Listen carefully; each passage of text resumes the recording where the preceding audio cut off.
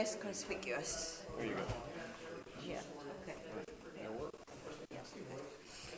I'll do that. And then I want to take a break too, I need to have hot water. When you need to get, do you have a word with you or what? Wait, right here. Okay, there will be plenty of time to break during the documentary. Yeah. Do you want to need time? You need it again? Yeah. Because we'll just be showing the documentary.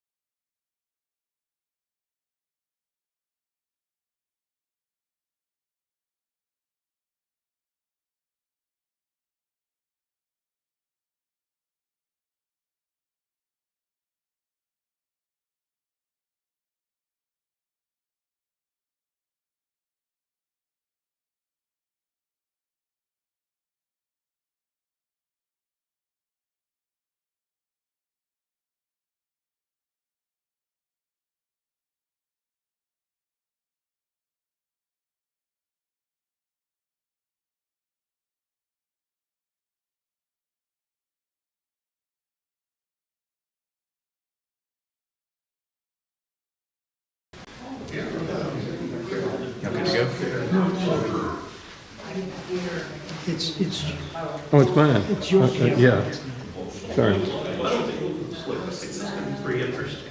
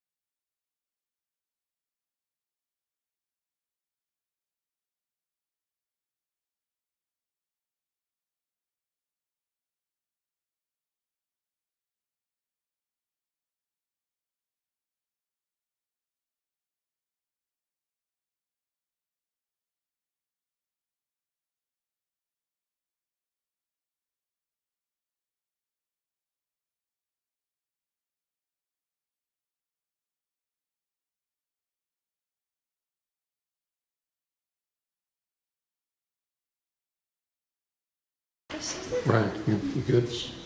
Go. Yes?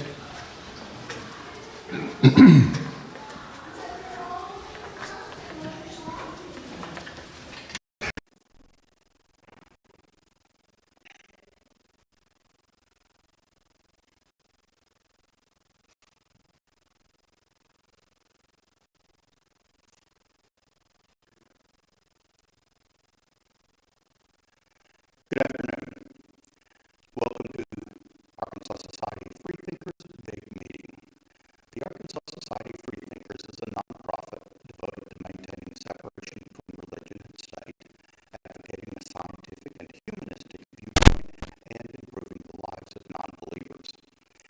You can learn more about the Arkansas Society for Freethinkers at freethinkers.org, or just getting to know the people around you. The Arkansas Society for Freethinkers is a diverse organization with members who represent a wide range of opinions.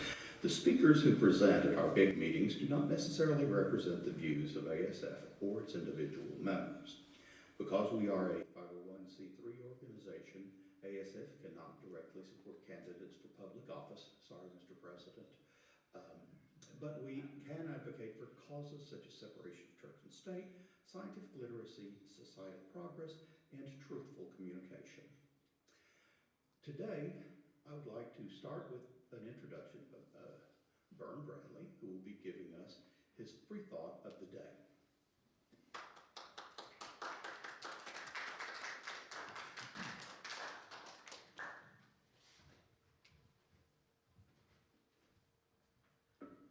The thought for the day is knowledge is power. It's attributed most often to Francis Bacon. Thomas Jefferson used it 4 times. That phrase was used 4 times in correspondence that he was doing in the establishment of the University of Virginia. We have some additions to that. Knowledge is power, but only if you know how to acquire it, from The Economist, May 8th, 2003. Bruce Lee said, knowledge will give you power, but character will give you respect. I think we need to add an addition to knowledge is power, and that is this. Knowledge is power if you do something with it. According to Douglas Brinkley, in the book Silent Spring Revolution, in 1965, a scientific paper was developed and given to the Johnson administration that was all about pollution in our air, our water, and on our land. It came with a 23-page addendum that warned about the problems that were going to be caused by pumping so much carbon dioxide into the air, and at that time, those scientists warned that it would cause global warming. Folks, we knew in 1965, we had the knowledge in 1965 that this was going to be a problem, and nobody did anything. You pretty much, until Al Gore came out with a movie that won an Oscar. It's just one of those things. You can know all you can. You can have all the knowledge in the world, but if you don't do something with it, it's not very helpful to you. Thank you.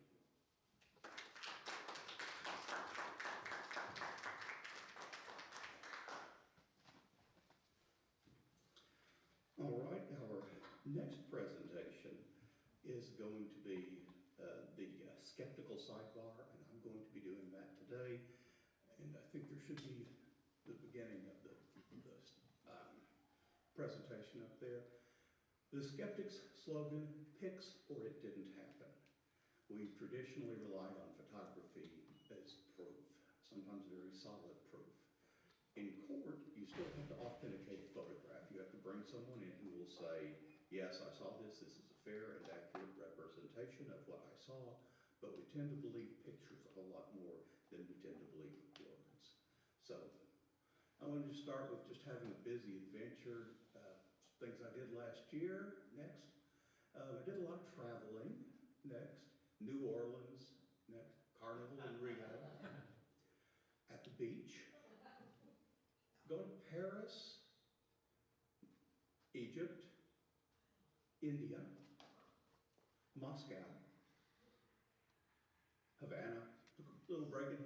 York. Now, the problem in New York was the cabs were on strike when I was there. But anyway, next, the Caucasus, and next, where we got into a battle. And at the battle, and then after it, I was proclaimed Caesar. No, really, they did a statue of me and everything. Okay, some of you may have become skeptical during that presentation. There I am making the news. You may remember that. Go. And you say, Jerry, did you use Photoshop? No, never been able to use Photoshop. It requires artistic talent, and I don't have artistic talent. So, but I want to talk to you a little bit about where these pictures did come from. Not one of them was a real. They were all generated by artificial intelligence. There are some clues about AI that you can look at. So look at, you've got these three pictures here. Now, next slide. Look here at the hand, lady's hand. Well, that's a big problem with AI. AI hasn't quite figured out how to do hands. Another thing is that AI doesn't really understand clothes. So you get things like that tie. You see that the tie doesn't look like you would normally wear a tie, or that you could even wear a tie like that. Next slide. And here I am standing by a statue of my great-great-uncle Olaf, who led us sit on strike in the 19th century. No, I mean, the fact is, obviously this is fake, but the thing, if you look at it, look at the statue. He also kind of looks like me, which is another thing you have when you use something called a LoRa, which is what we have with my pictures. I'll tell you how I got there in a minute. That sometimes you see it reappear, such as next. Who's better looking here, me or my twin brother or the man in the moon? In this particular picture, it generated two of me. Next. But there's another thing you've got to look at with AI to see if something's wrong. You see, I think the Rolling Stone proofreader may have missed something. And if you look more closely at the words, it's all gibberish. One thing you get in a lot of AI-generated pictures is wording that's gibberish. It doesn't have any idea what it's saying. It's just taken many, many, many photographs and many, many images and run them all together and averaged them out. And that's what you get sometimes. Next. Can we believe our own eyes? I shouldn't show this, but Helena's there. I wasn't going to tell her about these adventures. But no, seriously, next. You know, sometimes they look pretty real. They're pretty convincing. But anyway, next. Here's what you can do. You can do this for yourself. I've been experimenting with AI for about a year, maybe. And I've always done whatever was the free version until I got to Night Cafe. And this is a few bucks a month, but it's worth it because it was real easy.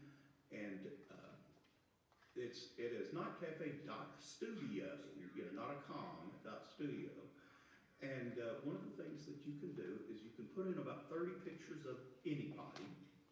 I picked myself. It tells you don't use anybody's pictures without their permission.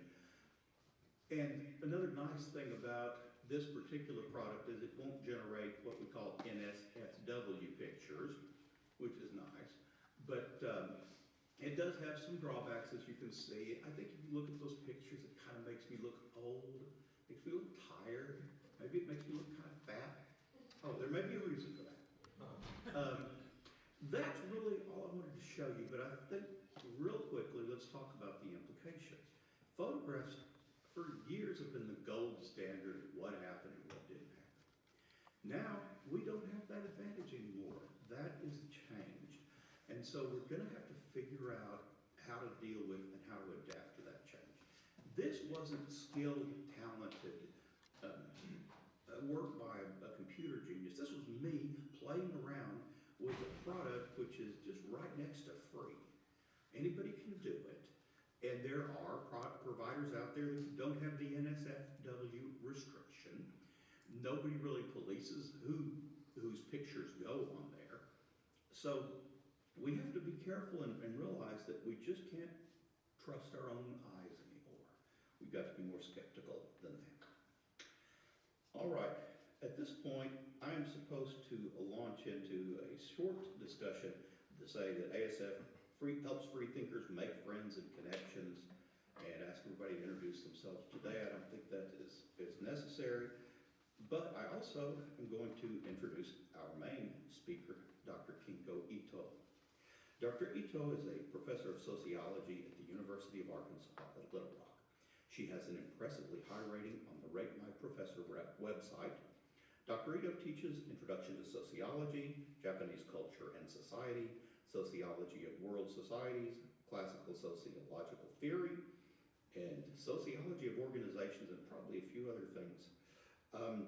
She received her MA and PhD in sociology from Ohio State University. She's known not only nationally but internationally for her research in Japanese popular culture, including things like manga comics. I saw some pretty interesting titles. She was very widely published in academia in at least 3 languages that I know of.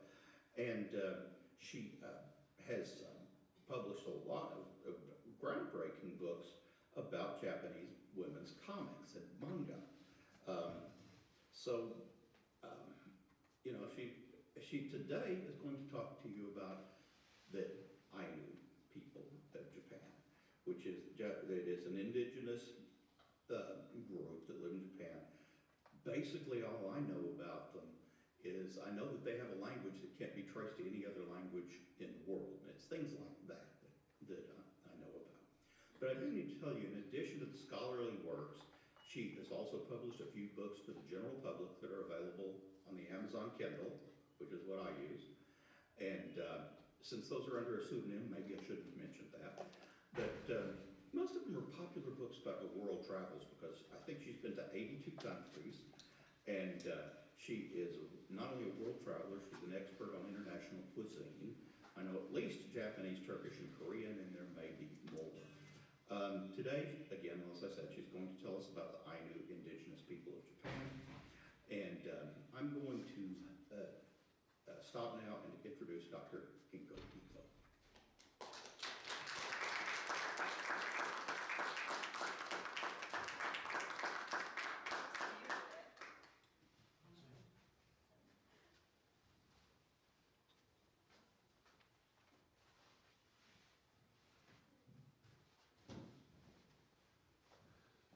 Okay, well, I'm going to stand on this one because I'm so short. So how many of you have been to Japan, especially to Hokkaido? Wanda, you're the only one? No? Okay, now, okay. Yeah, Hokkaido is the largest island at the top, on the northern part of Japan. And then there's another, the biggest one, Honshu, and so on. Now, so Hokkaido used to be a very, very strategic place. Hokkaido did not belong to Japan before, but like in the 18th century, the Russians started to come down looking for ice free ports. And then Americans, British, French, and a lot of people were interested in Hokkaido because of its strategic location. So I'm going to talk about the native people of Japan who are from there, and also their ancestors lived in the southern Saharan and Kuril Islands and northern part of Honshu as well. And Jerry's presentation was just so appropriate as a prelude to my presentation, because you see what you see and you believe what you believe, basically. So if you haven't been to any place like Hokkaido, and then I would say, imagine the Ainu people. Unless you have a very, very flexible, fantasy kind of mind person, you never ever can imagine. So I think it's very important to show how the Ainu people in general look now. So I'm going to show my short presentation, which is, have you heard about the Ainu? And there are 2 actually, have you heard about the Ainu on YouTube? The first one is 78 minutes, so it's a little bit too long, but the second one is 31 minutes, and I think you can get a very good introduction to the Ainu people, what they look like, and as you might say, just like we don't see many pure-blooded Native American people here in the United States, there are not many pure-blooded Ainu people anyway these days. And because of intermarriages, some Ainu people look more like the Ainu, but the others look more like Japanese. But some other Ainu people may look like my Italian friend from Sardinia, or a man from Polynesia. So there's a wide variety of looks among the Ainu people today. But as you see my first film here, I think you can get some kind of visual images, what kind of life they live, and so on. So let's get started with my documentary film. Have you heard about the Ainu? Toward better understanding and world peace.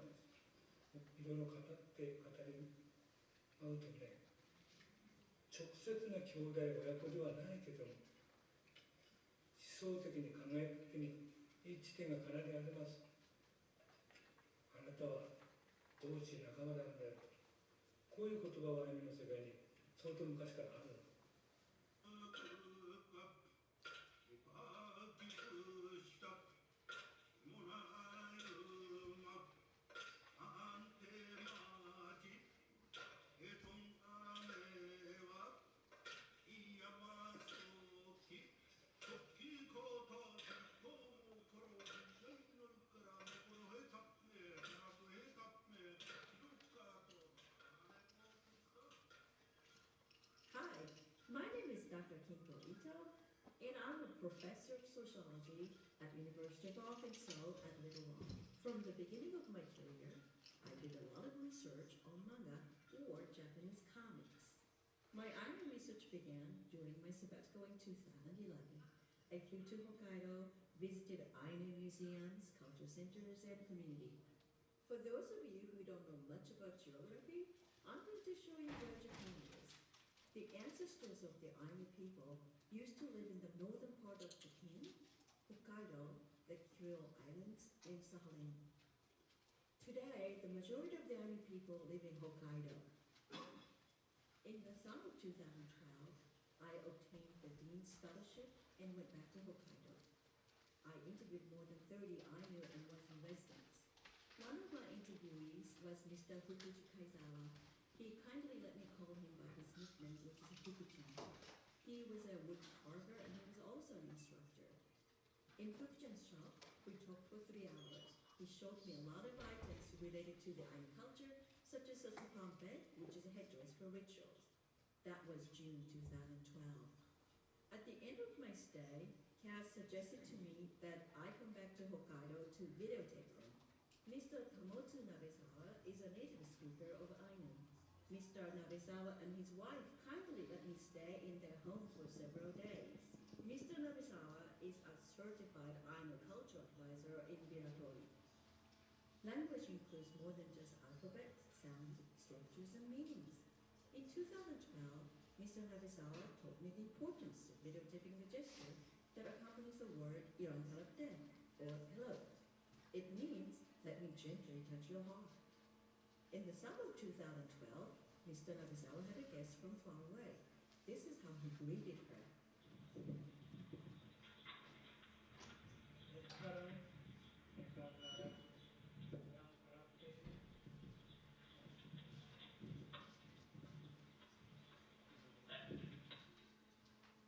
Drinking warm water before bed resets blood sugar levels and eliminates type 2. Thousands of people are...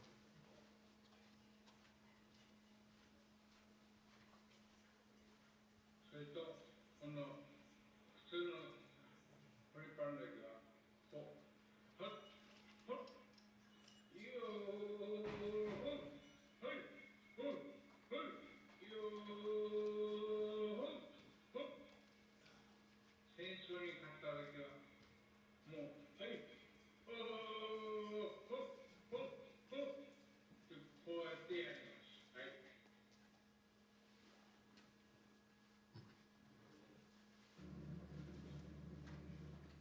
I obtained another scholarship from the Dean's Office in the summer of 2014. I went back to Hokkaido to venerate the Ainu elders.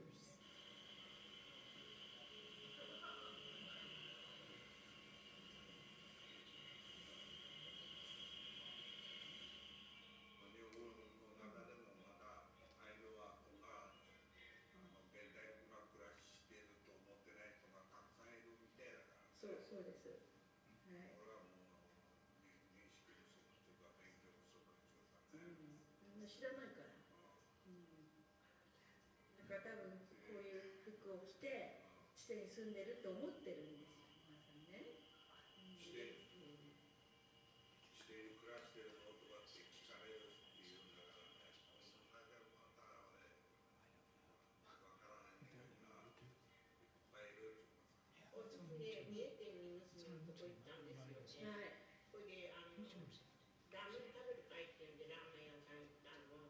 そしたらそこのママさんがね、ちょっとね、北海道のアイヌの人はね、馬と一緒に暮らしてるんだってねって、そういうの。びっくりしたの私。で、うちの娘がね、うちの母さんアイヌなんだよって言ったら、そのママさん嘘だって言うんだわ。ね、母さん綺麗だからアイヌじゃない。アイヌって言うと、その口の染めてね、染めた人がアイヌだと思ってんだ。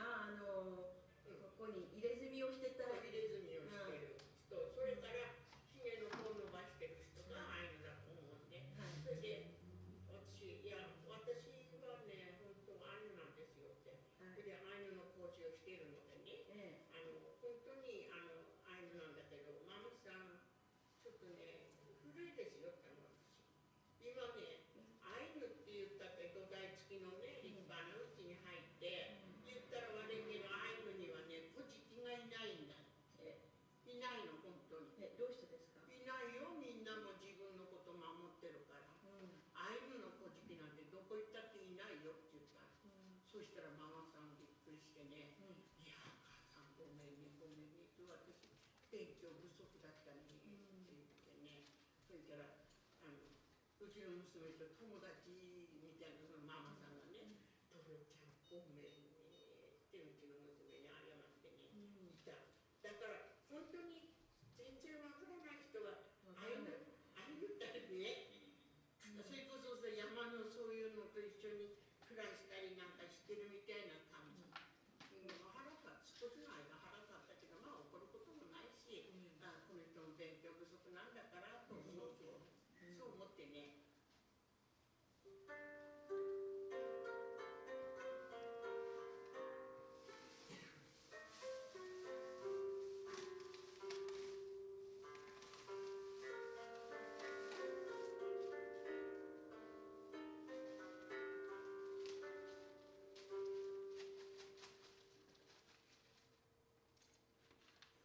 アイヌはその徳川幕府にさ、北海道に来てくださいと頼んだ覚えもない賃貸もしてないの。徳川幕府は北海道の資源を求めてくる。帝政ロシは不登校を求めて南下してたからでしょ。だけどその時すでに我々の先祖は北海道に住んでるんですよ。人間として我々は変わってなかったってことだな。人間としているんだら、当然我々もその時にその土地の問題なのに関われなくなった。なんだか関わってない。こなしで目なしだとか、借者のなんとかいろいろあるかもしれないけど、戦だからやっぱり当然勝ち負けの結果出るんだけど、歴史を歪曲することなく、正しく歴史の認識を持ちたい。文化を正しくお互いに共有してさ、相互理解で進みたいというのが今の自分の気持ち。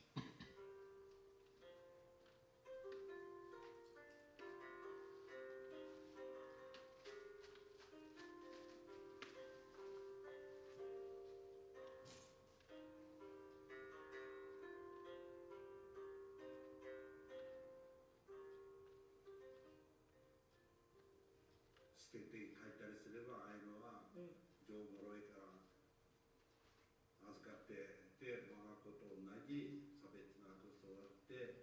だからそれで結婚したらこの人はチャモであるけど実際は父はさチャモでもアイヌに育てられたらまるっきりアイヌの習性、アイヌの全部身につけているから、自分シャモだよっていう人は一人もいない。分かった分かった。でも顔はシャムなんだよね。顔はシャモでも。だからね、なんでそんなにね、子供の人にくれるのかってのはさ、昔は俺、シャムだって困ったらどうしようもないんだわ。ね、殺すわけにもいかないからくれちゃうわけだ。みんな本州に帰ったんですか、子供がいて。いや、本州ってまた次の仕事場から移るのか。自分の子供が前とかね、くれなかったら自分の生活できないんだ。親自身がシャモだって。そうだからさ、シャモだってどんどん入ってきたって、ね、そして家一つもないやつらが来るんだからさ。だからね、困ることはもう確かな。結局、アイヌね、だんだんアイヌが困ったっつっても、やっぱり俺、家を持ってこう生活してるんだから、そこへくれちゃうわけだ。で、そのアイヌの家族、子供がいっぱいいても、シャモの子を。だけどね、自分の子供2、3人おっても、ね、シャモの子供もらって一緒に育てる。で、そのシャモの子たちはアイヌ語喋って、アイヌのお祭りに行って。結局の言葉一つだ。People actually go to the bathroom every day. として一番苦労されたことはどういうことですか？アイヌとして苦労された、私はある程度の差別的なことを思い出したくもないからあんまり言ってないけれども、この間和信さんがポロチって言ったアイヌの学校へ行って悪いことしたのは味の子の方なんだけども、先生自体がもう、悪いのはアイヌの生徒だ、子供だという決めつけがあった。これはイブタにお幸に触れないのみならず、私の土地にもありました。で、私は小学生時代でもね、先生の差別も確かに体験してるけど、同志の意識が私には随分あったのかな。同じアイヌの指定型、仲間喧嘩でしていじめられていると、自分がその当事者でないのに、仲間の2人、アイヌの少年にいじめられたら、勝手に私がやっつけてやったというエピソードがあります。この先生はアイヌの子供にこうつついて、ほら、伸びろでやると、相手は別なものからよって道になって、また時に繰り返しそれを1年にありました。今5年生になってから今度は校長先生が変わった。その変わった校長先生がまたとてつもないいい先生だったの。それからはそういう差別も見てなかったし、で、みんな生徒全部仲良くやりました。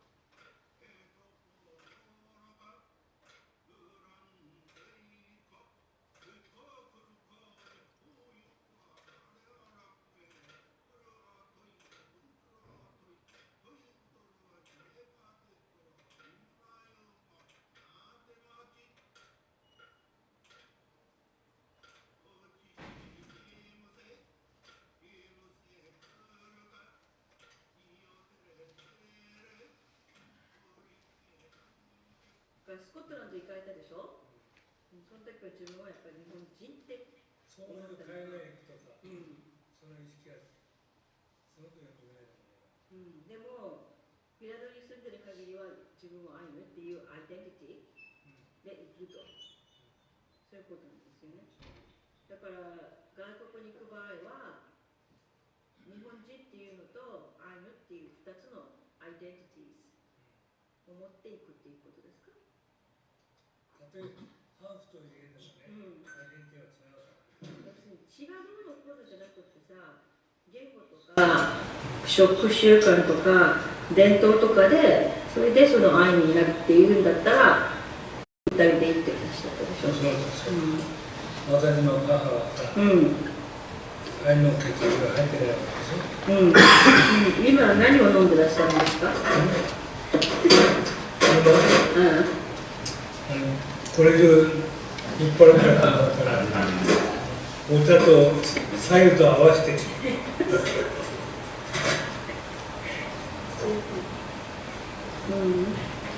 これで移すとさ、酔っ払いのアイヌって世界中に広まるからね。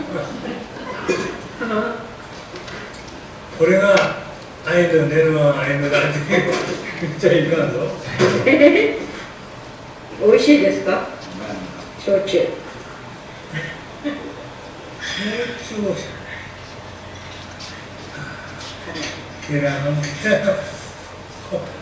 これこそ天国地獄のごちそうないよって。お酒？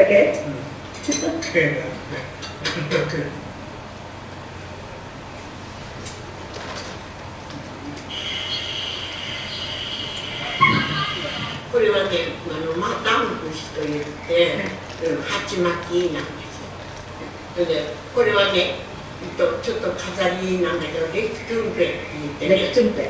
本当はこうずっとこう、玉のついたものを下げなきゃならないんだけど、これをすることによって、それをしなくていい。で、この着てる着物は、チカルカル。チカルカル。チカルカル。これは、地は私、私の作った着物ですよって。ちょっと本当にお使いになったんですか。そう。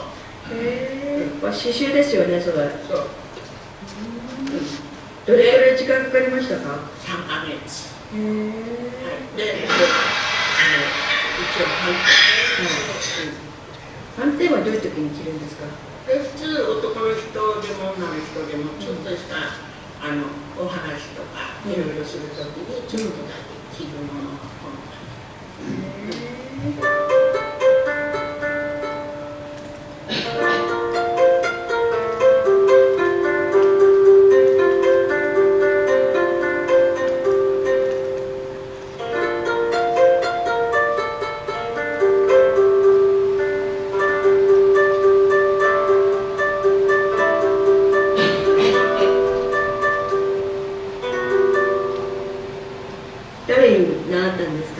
自然的さ。孫ばさんだからさ。孫ばさんならもう専門にアイヌを使うさ。俺にすると、何そんなことが俺も分かるように言えって言ってね。そんなことによって、俺、これ使っていくないものってアイヌを使ってやるや。じゃあ、アイヌ語で喋れるんですか、今でも。ある程度な。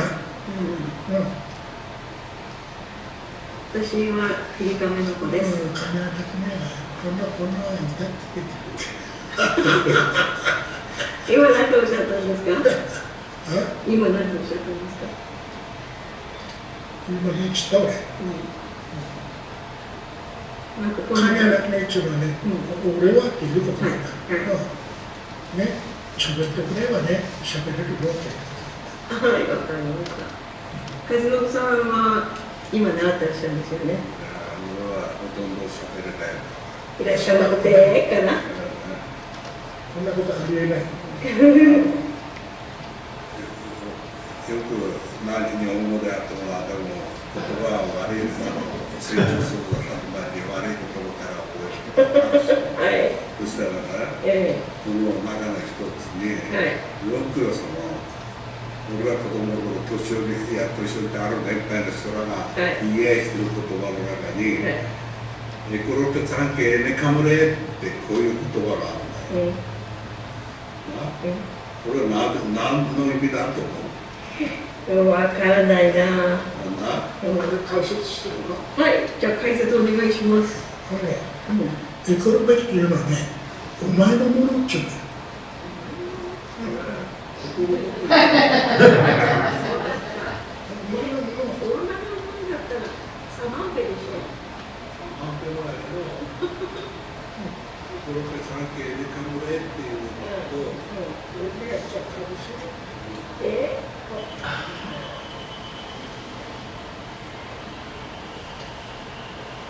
国家の利権主義を主張するということが、やはりはやらないのかなと思いました。だから、その前で、このからのことの前に、エスペラント語の誤解ができてるから、本当にエスペラントの言葉をさ、何が必要に考えてやるという、そういう意識を持ったら、もっといろいろ世界的な戦争の問題の解決になるんじゃないかと、私は、はるくんだいぶ昔から思ってた。宗教紛争というのはさ、やっぱり本当に利害を超えた言葉が必要だと私は思った。で同じ言葉をお話ししても分かり合えないっていう時もあるからね。言葉はある程度手段だけど、私は気持ちも大切だと思うの。気持ち。そうそう。分かった。ね。だから私は、総合として、逆な変な差別も出たことがあるけど、この魂どこになりますか、魂は。左かな右かな魂はアイヌ人。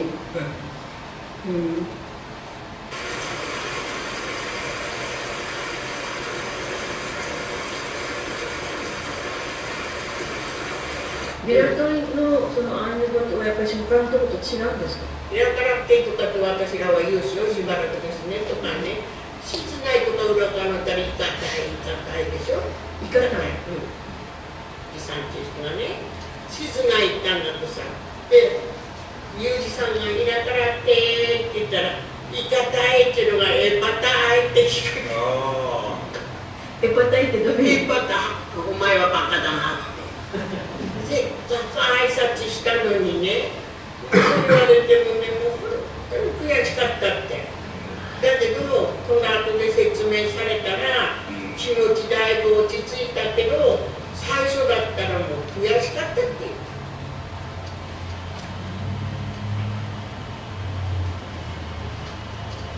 で、今ね、現代の日本で学校でいじめにあったりとか、引きこもりになったりとか、そういう若い人たちいっぱいいますよね。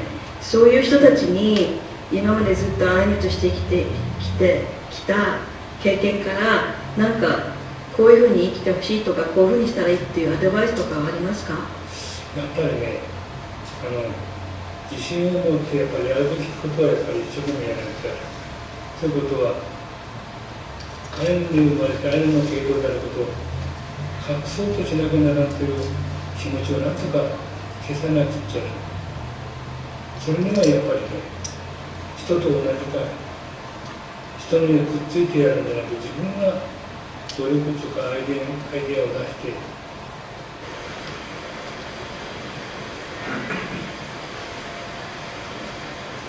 アイヌとして育って一番良かったことは何ですか？アイヌとして育って今が自分で一生懸命勉強して、今アイヌの先生として皆さんに大事にしていただき可愛がっていただいているので、それが一番良かったんじゃないの？今が一番幸せじゃないの？もう85歳だよ。これからどのぐらい生きていけるって。ああ、もう95でも105でもいけると思いますよ。85歳。だって幸子さんいないと盛り上がらないもん、踊りとか歌とか。まあ今のところね、また私いなかったり年なりにまた若い人たちも勉強してるから。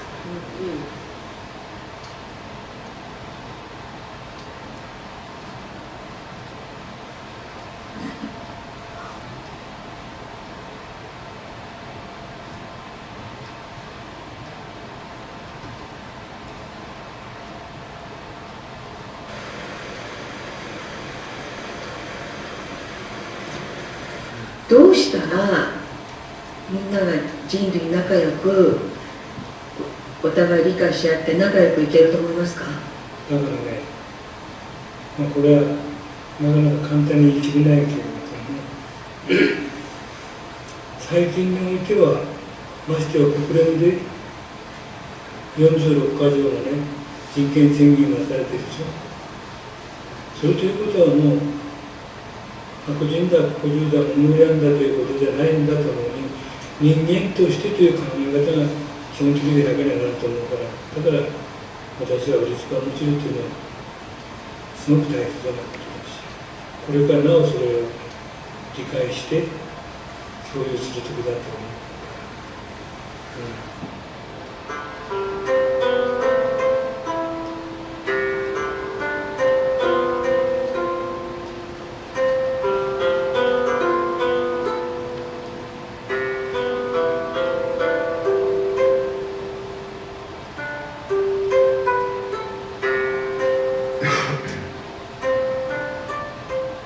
正しくもやっぱり正しく語ってみるとね、ハートで通じるもの、心で通じるもの、だから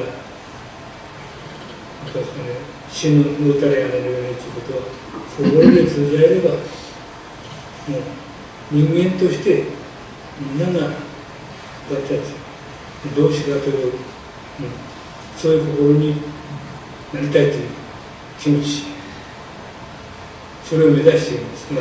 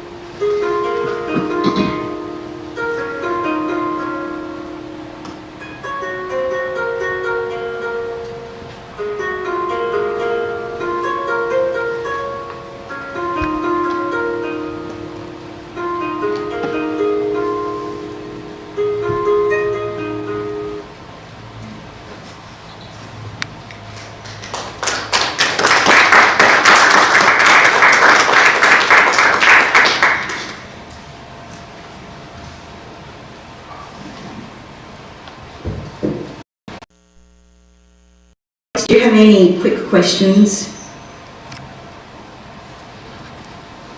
Yes? Why did you only interview old people? Because the young Ainu people are not like them. They're more Japanese and they're like more mainstream kind of people, and they do not, some of them do not even want to acknowledge that they're part of the Ainu.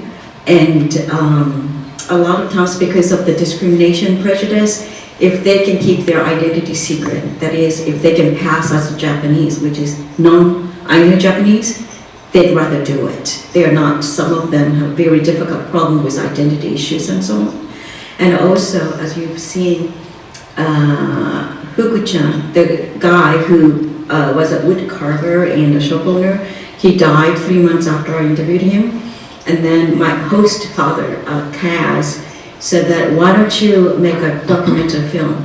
You can write books and articles and everything, but people can't hear us directly from us. So that was the kind of motivation for me to make these documentary films. And surely enough, Mr. Nabesawa, who was in his blue jacket, and he said that it's very important that we need to talk from heart to heart, and we need to discuss matters and so on to keep world peace. He passed away in 2019. So the older generation who experienced discrimination and prejudice and everything, they were dying off, and that is why I focused on the elderly. However, last summer I went to Hokkaido again, and I started filming the new generation. So there's going to be another movie, hopefully coming out this year or early next year. Are there other ethnic groups like that in Japan, similar to the circumstances that Ainu Like Yes. Okinawans? Yes, yes. And actually, Okinawans and the Ainu are kind of related. A lot of people, I don't know much about genetic kind of things, but Japan used to be the part of the continent, East Asian continent, and then Japan gradually, Sea of Japan used to be a lake, but because of the movement over so many years, Japan was isolated from the continent, and then the people up in north, in Hokkaido and in Okinawa in the south, they were further isolated from the mainland Japan, Honshu, and there were lots of Chinese and Korean people who came to Japan as migrants, and then they mixed with the Japanese people. But the people in Hokkaido and Okinawa, they were kind of isolated, so they keep more genetic traits from old Japan. And actually, my host father, Kaz, said when he visited Okinawa, he felt that there were lots of people who looked like him there, and Okinawans said the same thing. Well, we kind of look alike, don't we? So, Okinawans and the Ainu, and then there are a couple of other ethnic groups like Chinese, Koreans, and other people in Japan, but they are minorities. And the interesting thing is, when we talk about democracy, we're always counting numbers, and that is unfair. So, if the majority of us say that this microphone is yellow, then it's yellow. That's, the danger of democracy. That's what Mr. Nabesawa told me. So, if the majority of us call this yellow, and nobody says, no, it's black. But a lot of times, because like 99% of us said that this is yellow, so it is yellow. And the voices of the majority people always count because of the number. But that shouldn't be it. That's basically what's the message from Mr. Nabesawa. That is, we need to discuss, we have to learn the other sides, and we have to be fair to everybody. If there are any more questions, let me know. I'll bring the microphone to you so that people watching the video will be able to. Yeah, since the video is fresh in our mind, so if you have any kind of questions, yes? Pictures that I've always seen of Ainu women had mouth tattoos and had beards. There's none of that. No. The people that do have hair. In Japanese culture, generally, tattooing is associated with the gowns. Yes. Yeah. Okay. Is that something that's been a problem in being able to fit into the Japanese society then? Well, is that why the women there were wearing lipstick? Yeah, actually the Japanese government prohibited Ainu men from wearing earrings and the women from wearing tattoos around their mouth. Like the tattoos around their mouth has a meaning. That means that the person, a woman who has this big tattoo, she's a mature woman ready to get married. So it was part of the customs and manners. But as I said, Hokkaido didn't belong to any countries before, and the Russians were coming, and the Japanese government had to make Hokkaido their territory right away. So with the colonization board in the 19th century, the Ainu people had to go through assimilation policies. They have to change their names to Japanese-sounding names, and Ainu kids were sent to schools to learn Japanese and Japanese customs and so on. And Ainu people had to change their hairdo, okay? And men could not wear earrings anymore, or women could not do the tattoos and so on. So, one person's treasure is somebody else's trash, something like that, right? Whatever we consider very important that is limited to our own group, and then there's some other people may not consider it as appropriate. So when we talk about like Ainu men had to wear a Japanese hairdo, and then even nowadays, like a lot of African American females, they tell me that they cannot wear braids, if they want to, at workplace, because the workplace says that there is a code for hair, something like that. So this kind of thing keeps going on and on and on. And part of the reason why they had to stop these practices is because the government prohibited it, and there were penalties for that. And we're going to talk more about that in the slides, okay? Okay. Any other quick question? Okay. If you don't have it, then let's go to the presentation there. Oh my gosh, I can't read. Okay. The letters are so small. But anyway, so, and this goes back to your question first. That is, a lot of people think that Japan is one race kind of country. Now, Prime Minister Nakasone, he was a prime minister when Ronald Reagan was the president, right? So Nakasone, when he visited the United States, he talked to the president and the press that, Japan does not have problems with, busing or, minorities or all this kind of stuff, because Japan is a one monoracial kind of country and we don't have to put up with all these different minority groups. So the educational records are pretty good and the divorce rates are good, blah, blah, blah, blah, blah. And then the Ainu people protested. That is, no, Japan is a multi-ethnic, multi-racial country. There are minorities in Japan. But you see the Prime Minister Nakasone kind of dismissed it. No, we are all Japanese and that is why we don't have problems with education or employment and blah, blah, blah. So this is the first thing that I want you to know, that Japan is a multi-ethnic, multi-racial countries, and the Ainu people, the percentage is very small. And one of the reasons is that they do not need to identify themselves with the Ainu people. Like for example, when you are born, here in the United States, you are entered into the birth certificate kind of system. But in Japan, we have family registry. So the name of the father, the mother, the addresses, and so on. But there are no racial kind of column that you have to put that information on. So there are, Chinese people and Korean people and the Filipinos and other people in Japan.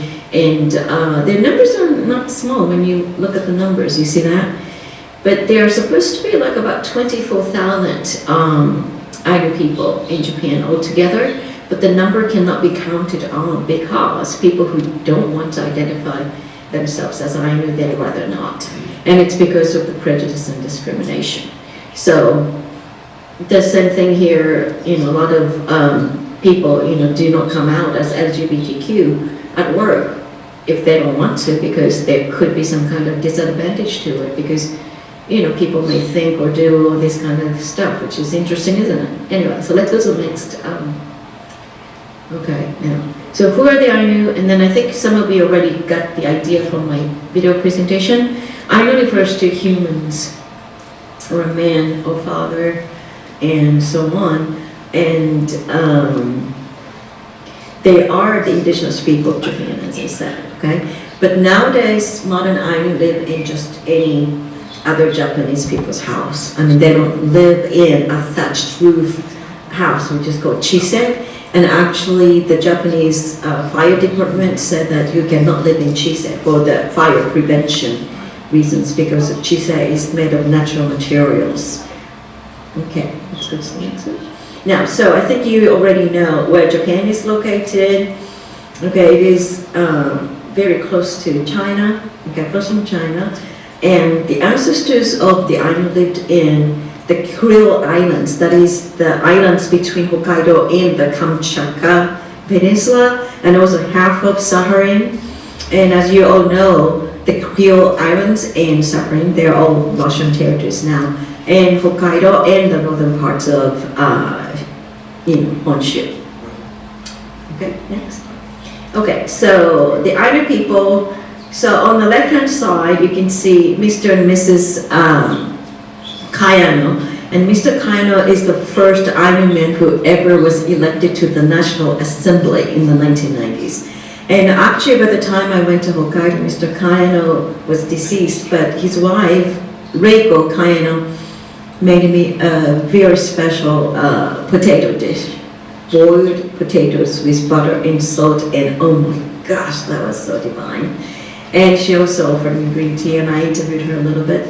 Now on the right-hand side, these are the more traditional or older kind of images of the Ainu. And you can see the tattoos around the mouth, and also the man has a long beard. Okay, so most Ainu people look more like Mr. and Mrs. Kayano on the left-hand side. Okay, Now, so the Ainu people, okay, and I can't really read it, so the Ainu people have been intermarrying with the Japanese people for a long, long time, okay? So, and that is the reason why the majority of the people today do not like anything like Ainu anymore. So, as Mr. Nabesawa was talking about, his mother was a non-Ainu Japanese, Wajin, and his dad was an Ainu, and that is why he called himself 50%, half. Okay, but the interesting thing is, the Ainu are a racial group and also an ethnic group. So his mother, who was born a traditional Japanese, but she was adopted by the Ainu couple, so she spoke Ainu language and practiced Ainu customs and manners and so on. So that constitutes her as an Ainu as well. So when we talk about like Jewish people, okay, so some Jewish people, they had their mothers who were Jews, or some other people may have, converted to Judaism, and then you can theoretically call yourself a Jew because you practice Judaism, something like that. So our identity is kind of very, very flexible, and according to Nabesawa, as you saw in the video, he goes abroad, and when he's invited as a guest lecturer or something, a lot of times he feels like he is an Ainu, but at the same time he has a Japanese passport, so he has kind of double identity. Okay. Now, it's so hard to read. Okay. So, can you read? That's what I was going to say. Would it help if I read these? Yes. Yeah. Today's Ainu are totally assimilated to the Japanese way of life, just like anyone else. Yeah, so we talked about the house, and they drive cars, they use computers, cell phones, and so on, yes. Shiro Kayano, head of the Ainu party, says we live in a modern house with many amenities. We use cell phones and computers. We drive cars and trucks and eat Japanese food.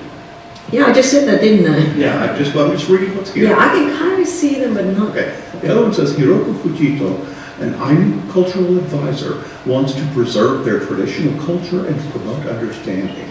She teaches about the Ainu way of life at schools and universities, as well as offering lessons on Ainu designs, embroidery, etc. Yeah, thank you, Jerry. And this is the woman that I interviewed and I filmed this last summer. And so she's in her 40s, and then she's very proud of her Ainu heritage. And I went to Kyoto to attend the Stanford University's Japan Center's seminar. And she was one of the guest speakers, I was one of the guest speakers. And so we hit it off, and Hiroko invited me to come to her house and live for several days, which was quite interesting. So Hiroko, as an Ainu woman, has a very different philosophy from the rest of the Japanese people, and it's quite interesting because the Ainu are very close to nature, and then Hiroko is growing vegetables and indigo and other plants, and she calls these plants my children, and she talks to them, and then she talks about how they're important, like everything that exists in the universe has a function that was given by God, and that is why we have to cherish them. We should never ever waste them, and so on. So it was kind of eye-opening, thing for me. I tried to conserve energy. I tried to be good for ecology, and actually I assign a lot of ecological homework to my students at UALR Little Rock. But Hiroko kind of is a very good exemplary kind of leader in that department. Okay. Yes. So today's Ainu live just like any other people. I think we talked about that. The contemporary Ainu enjoy modern technologies and gadgets. They use computers and cell phones, drive cars, and fly when they travel abroad. Yeah, and Hiroko wants to come to the United States, and then says, sure, but guess what the problem is? She hates airplanes. She said she's scared of airplanes. I said, well, Hiroko, maybe you can take a ship. The Ainu in today's Japan no longer live in this kind of traditional Ainu house called chisa. Yeah, and that's, you see the thatched roof, and then the inside there is a fireplace, and that's where they cook. And it's very old kind of house. And then my host father, Kaz, used to tell me that like sometimes when the wind blows and then the snow comes in, they have to put newspapers and the papers on the wall to keep the cold air drifting into the house. And usually it is one room too. The Ainu people still wear elegant Ainu clothing and headdress at religious ceremonies and cultural festivals to preserve their traditions.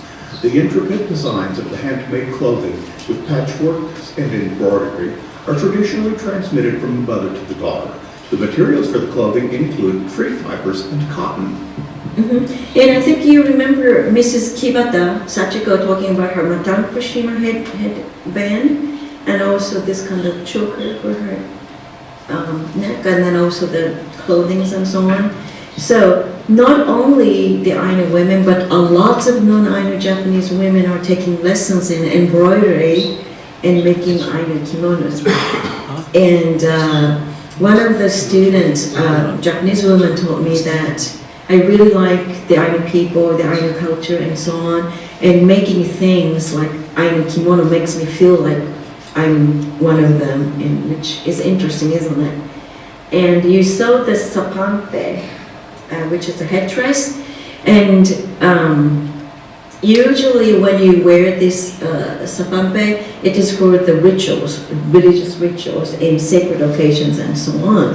And as you might remember, Huku-chan, who did this Ainu sword dance for winning the war or going into war and stuff like that. So he's a wood carver and he had the souvenir shop. So in 2012, I visited his shop and I interviewed him for like 3 hours, which is a long time. But he didn't have many customers, so he had a ball because, you know, I was like 30, 40 years younger than he, and I was totally interested in his life and so on. So he really enjoyed talking with me, but at the very beginning, he was a little bit nervous because I was a professor who teaches sociology in America, and then he could barely graduate from junior high school. He was a little bit nervous about me.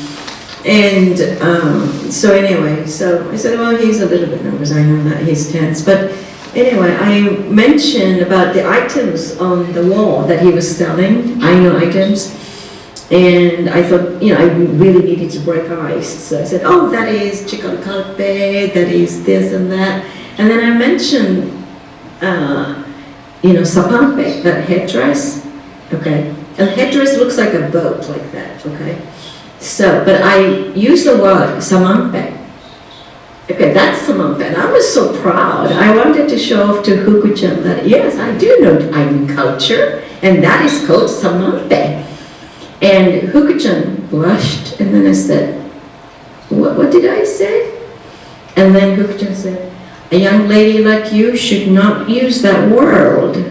I said, what do you mean by that? It's samampe. And then he said, no, it's sapampe. Sapampe is the headdress. And then, so I asked him what samampe meant, and he said, it looks like that shade, like that. And it refers to women's private part.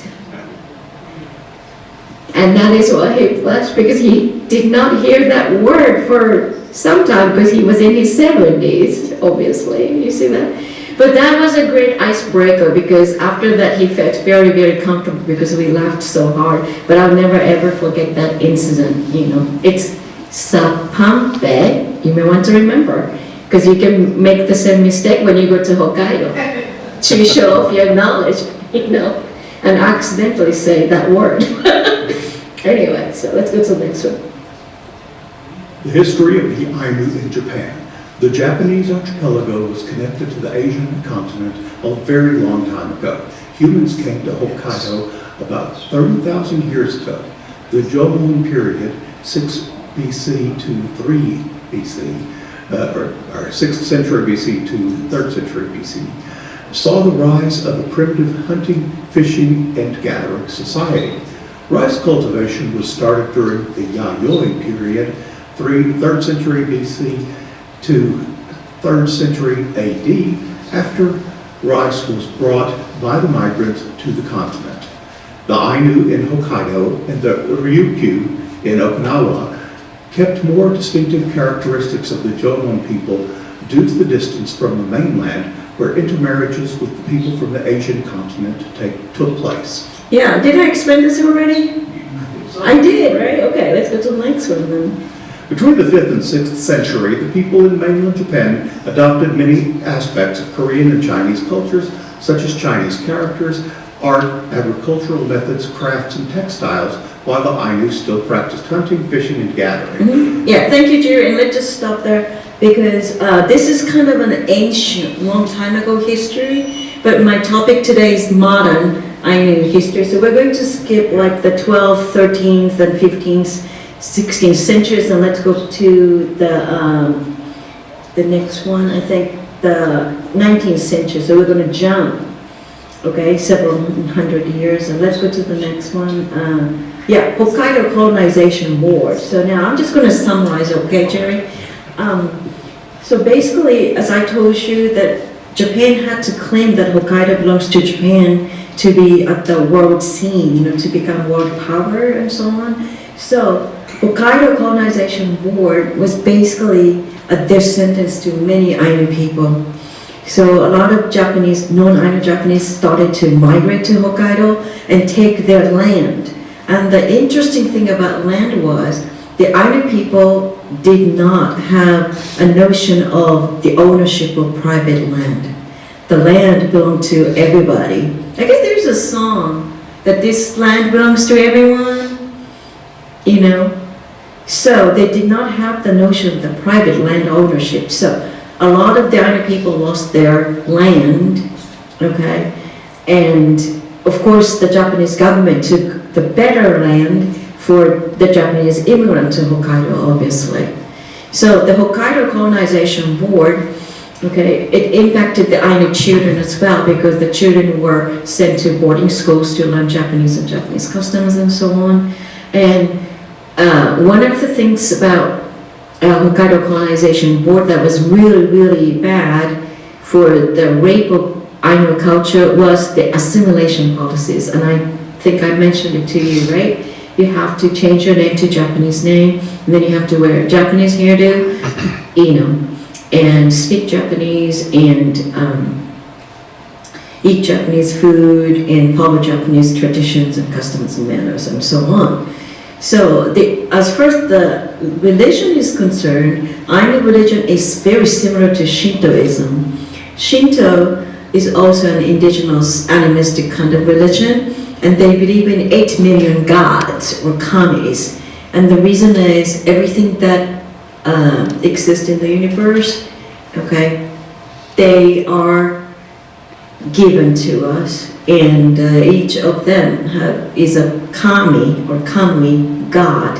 So they're each of them, whatsoever exists is sacred. So the trees, rocks, sky, cloud, animals, and human beings and so on.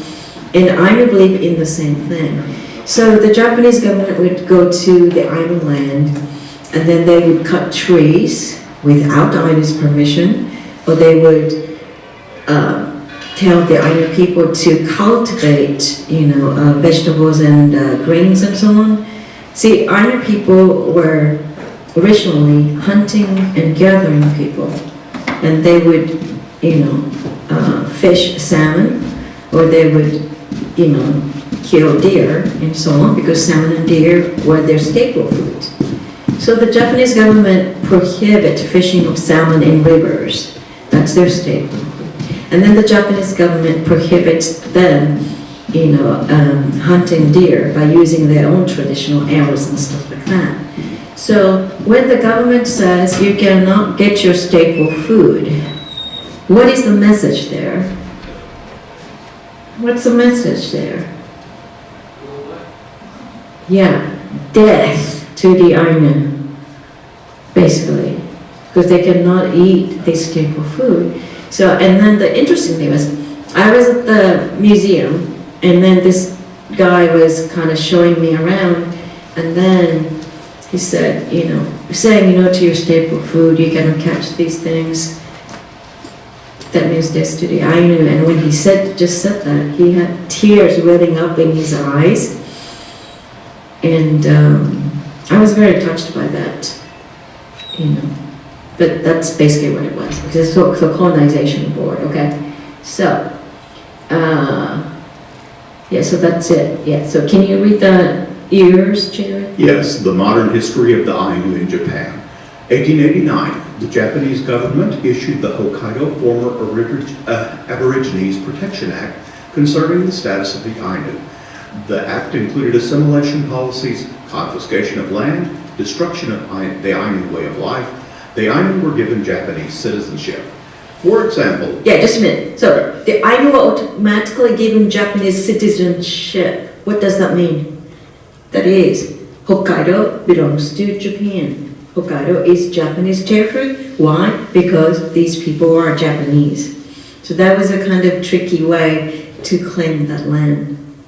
You say, for example, is it Iomante or Iomante? Iomante. Iomante, a religious ceremony of sending the spirit of a bear to heaven, was prohibited because the government considered it barbaric to kill a bear for the ritual. Okay, now, so what the Ainu people do is, okay, Iomante is actually a ceremony of sending off the spirit of bear to the, up there, you know, the heaven. And the reason is Kimun Kami, or bear god. Kimun Kami was supposed to be the highest god among all these hierarchies. So they would try to please the Kimun Kami up there so that the Kimun Kami can bring down all these nice things, okay, the meat, okay, and the food and everything else like that. So they would catch a little cub, okay, when they get out of the hibernation. Usually the cubs are with the mother bear, so they would get the small cub, and then an Ainu family would adopt that cub and raise that cub with respect and with care and everything. That is, that cub is going to be, okay, given as the kind of sacrifice, as a gift to Kimun Kami. So the cub would sometimes drink human milk if it needs to be, and then they give him nice food and everything, and kept in the chise, the house. And then later on when the cub is very big, then they're kept in a special kind of cage until the day of Iomante. So Iomante is a festival when the Ainu people gather for a couple of days. There are lots of feast and dancing and singing. And then the highlight of that was to kill that bear, which is now a big bear, and with an arrow, and send the spirit of that bear to heaven so that the bear can tell what kind of people are the Ainu. They treat you with respect, they feed you, and they treat you nicely and so on. So the bear, the spirit, can tell Kimun Kami up there to cherish the Ainu people and then provide them with all this abundance. That's basically what the idea is. But to the Japanese eyes, that's nothing but animal abuse. So their tradition, one of them that was prohibited was Iomante, okay? Jeffrey? Okay, the next one is, the hunting and gathering Ainu were advised to become farmers. However, the land given to them was often not arable. The Ainu did not have a notion of private land ownership. So the Ainu people were encouraged to become farmers, but the land that they were given were the worst kind of land. They could not do anything about it. And then also, when you go to the mountains and then you would develop the land, then you're given the land. But the interesting thing is, a lot of times the land that Ainu developed with hard work were often taken by the Japanese, and they didn't have any voice in that. Okay, the Ainu children had to go to Ainu schools to learn Japanese and ethics, moral education. The same was done in Okinawa, Taiwan, and Korea when Japan colonized them during World War II. Yeah, so history repeats itself, and it seems like some people never ever learn, and they keep doing all these kind of injustice and bad things because they are different. And that's kind of universal, isn't it? Whatever we're talking about, okay? The last thing says, the act was repealed in 1997 and was replaced with the Ainu Cultural Promotion Act. Yeah, 1997, that's very recent, isn't it? Only in the last 25 years or so. You know, when you think about the long history of them. Okay? Okay, this is another list of dates. The 1946, the Hokkaido Ainu Association was established. 1986, the Prime Minister, Yasuhiro Nakasone, claimed that Japan is a homogenous nation. I think you just told us about that. Yeah. 1992, Giichi Nomura, the head of the Hokkaido Ainu Association, gives a speech at the United Nations. 1994, Shigeru Kayano becomes the first Ainu National Assemblyman. 2007, the United Nations General Assembly adopted the Declaration of the Rights of Indigenous Peoples, and the Japanese government followed. The last is 2008. The National Diet unanimously recognizes the Ainu as the indigenous people of Japan. So, how long years ago was 2008? I know, so it's, as you can see, the history of the Ainu, it's been a tough one, isn't it? When you think about it. But the Ainu people are not really resentful about the past. You know, instead of just hanging on to the past and being unhappy about it, a lot of them say, I'm happy, I'm Ainu. And that is their strength that I find in themselves. Because a lot of times, you know, if I were them, I feel like I'm defeated. You know, whichever the direction you face, you know, people are nasty to you just because of what you look like or what you are. And there's discrimination going on and prejudice and everything else. And it took them a long time to come this far, but they're not really sad or resentful. And I really, you know, like their energy and the power to keep going. And they're very optimistic about the future and so on. And that's one of the things that I want to feature in my next documentary film, because Hiroko, this Ainu woman, she's very, very happy, perky, and you know, she did have lots of obstacles and everything, but she, you know, covers, you know, she's happy with whatever happened because she did her best dealing with all these kind of problems and so on. And that's with resilience, I guess, you know. So that's going to be next film. Okay. And these are the very new ones, okay? Okay, 2012, Shiro Kayano, Shigeru Kayano's son, established the Ainu Party. 2019, the Act on the Promotion of Ainu Culture, Dissemination, and Enlightenment of Knowledge about Ainu Traditions, etc., was enacted with measures to realize a society where the Ainu people are respected. The lack of information and knowledge about the Ainu leads to bullying, discrimination, ostracization, and exclusion of Ainu children in school and education. 2020, the first National Ainu Museum and Park opened in Shiraoi in Hokkaido. And that's only 3 years ago, isn't it? But again, this goes together with, you know, the presentations before mine, that is, knowledge is power. So it is great to have that kind of national museum dedicated to that group. But at the same time, pictures can be, you know, what should I say? Pictures can be not true, but, you know, could be fakey, misrepresenting or something like that, right? So some of the Ainu people who did go to that museum said that there's not enough perspective from the Ainu people.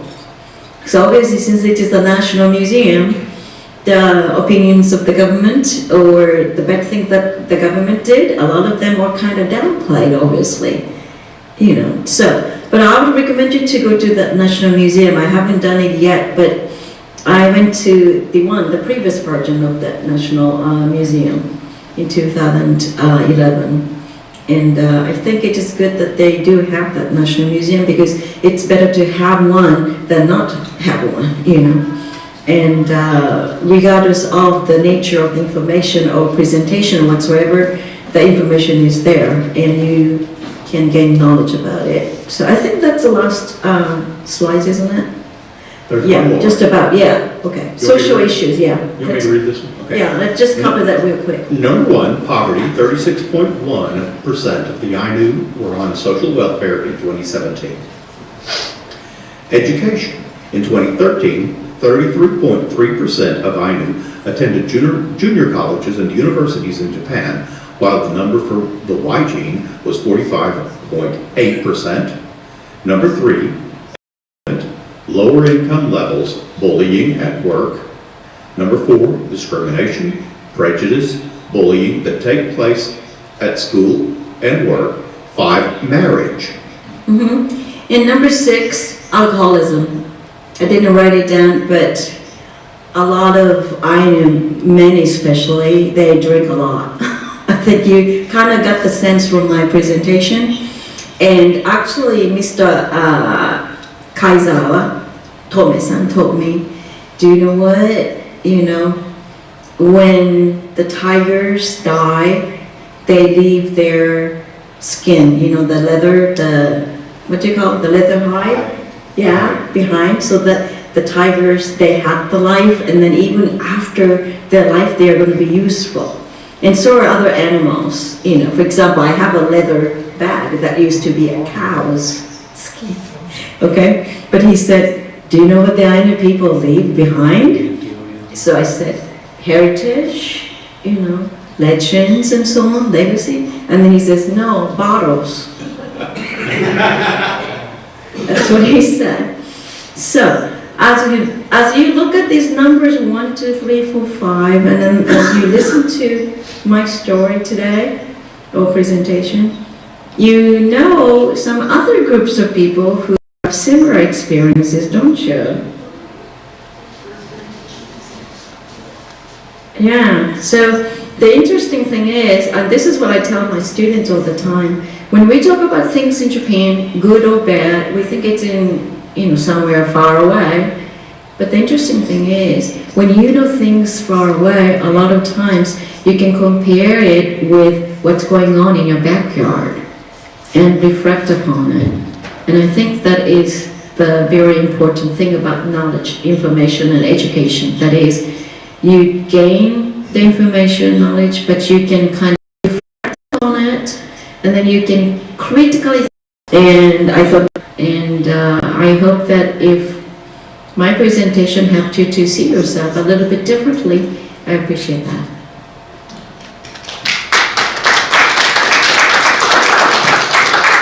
Thank you, Jen, for your help. Would you like to open it up for more questions? Yeah, I can read that, but it's because of the light coming to my eyes. That's the same slide that was there, not social. Yeah, I know, yeah. So, if you do have any extra questions, you know, I can answer them, okay? And please feel free, any question is fine. Chris, he has a question, looks like. What do you mean by that? It's Regardless of where an indigenous minority group is, they have an individual decision about the extent to which they are going to conform with the majority group or stick with their heritage and culture and traditions. And I'm thinking about this in a comparison context between the United States and Japan. The United States is a highly individualistic society, whereas Japan is more collectivist. And I wonder how that affects people's calculus when they're trying to decide how much to assimilate. It's a very good question. A lot of people think that Japan is a collectivism or groupism kind of society, but the 21st century seems to be a little bit different, a little bit better than before. So in those days, the parental pressure used to be a lot bigger, you know, there was a lot of it. But nowadays, children, if they want to, like for example, if you do look like Ainu and then you stand out, you know, physically speaking, like your eyebrows are very thick, for example, or you got longer nose or hairy. Hairiness is another thing too. You know, a lot of Ainu people have hairy bodies, okay? Very hairy, you know. And so this Ainu girl told me that, you know, we're talking about like hair on our arms.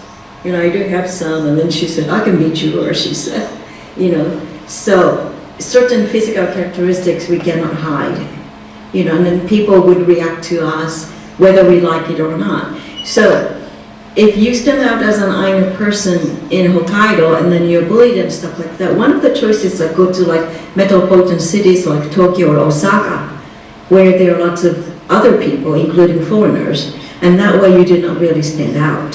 So there are a large number of Ainu people, population in the metropolitan areas, because they have easier time mingling in with the rest of the society instead of sticking out. And also there are certain parental pressures, but mostly these days, like people who are learning about embroideries or language, they can be both Ainu and non-Ainu. So it seems like it is up to the individual's discretion about learning certain things or not learning something.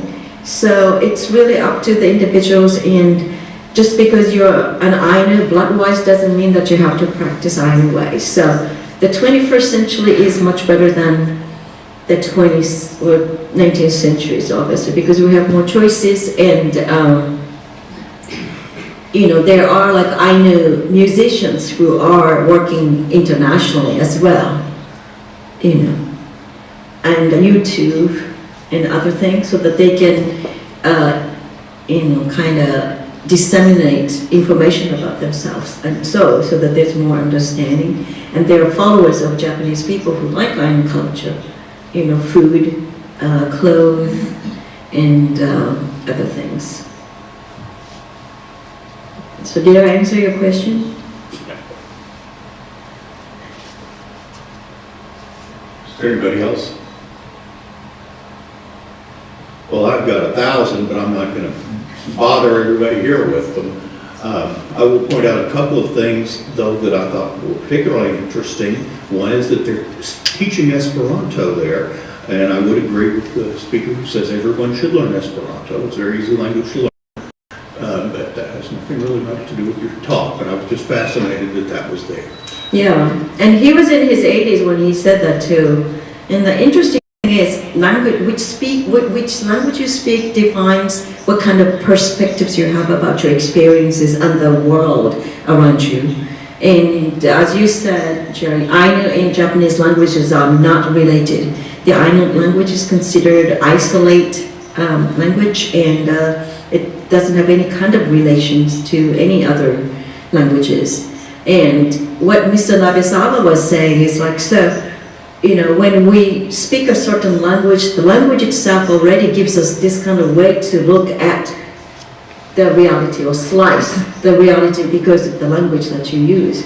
And that is why he said that Esperanto may be an answer to it. Any other questions? Thank you very much. This has been wonderful. And I don't know what else to say. It's great. Yeah, I just hope that, you know, my presentation helped you reflect upon your own life, and then you can contribute to world peace, you know, because when we're talking about respecting human rights, we start with ourselves, right? Don't neglect yourself. You know, you have to respect your own human rights first, and then you can try to understand other people and then be nice and so on. And that's what I tell my students all the time too.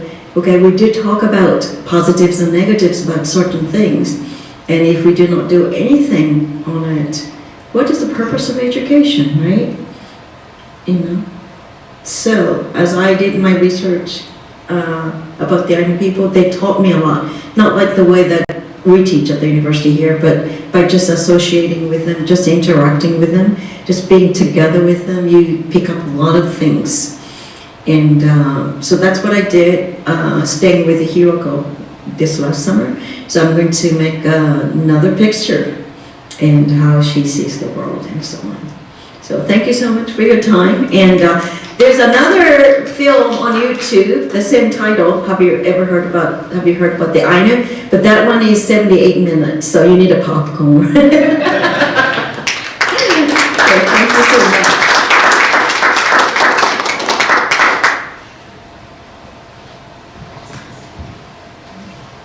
Note up here about how I'm supposed to close the meeting, and I don't remember it, so let me, Thank you. okay, I'm supposed to mention upcoming events, which there are some, but unfortunately I don't have a list. I'm supposed to request that you consider joining the Arkansas Society of Free Thinkers if you're interested.